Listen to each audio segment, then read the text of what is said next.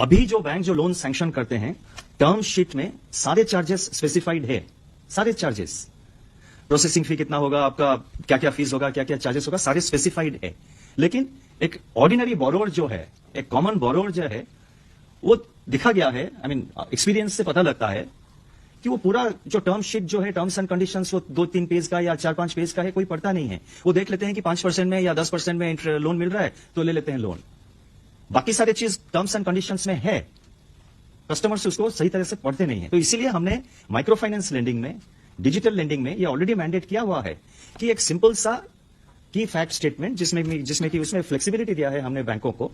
One major thing जिसमें हमने ये कहा है कि annualised all inclusive interest rate बताना चाहिए। आपका इंटरेस्ट रेट मान लीजिए 5% हो सकता है, बट अपफ्रंट आप एक फी पे कर रहे हैं, मान लीजिए 1000 रुपया। वो 1000 रुपया मैं आज दे रहा हूं, लोन 5 साल के लिए है। वो 1000 रुपया 5 साल में देने के बजाय मैं अपफ्रंट दे रहा हूं, उसका एनुअलाइज्ड इंटरेस्ट रेट ज्यादा होगा। तो इसीलिए ये हमेशा कॉमन जो बोरोवर है उनके समझ में नहीं आता।